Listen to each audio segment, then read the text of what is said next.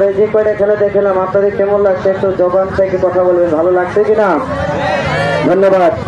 এই যে এবার যে খেলাটা দেখানো হবে এই খেলাটার নাম হলো শিকল বেরি খেলা, অর্থাৎ রিঙ্গের খেলা।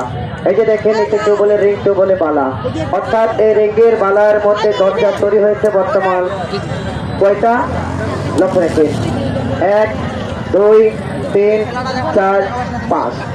এই 5টা দরজার ভিতরে একটা দরজা আছে, ছোট দরজা, মিডিল পয়েন্টে দেখা দাও।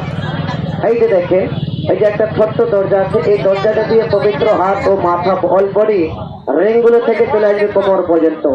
অর্থাৎ এই গেটটি বরাবর গেটগুলো যে আপনার দুই পাশে দুটা, এই গেটগুলো আপনার ফলো রাখবেন যে রিংয়ের চাপে কি অবস্থা হয়ে যায়। অর্থাৎ এই খেলাটা হলো জীবন মরণ খেলা। যদি আপনাদের ভালো লাগে একটু দোয়া রাখবেন, তো লক্ষ্য রাখবেন।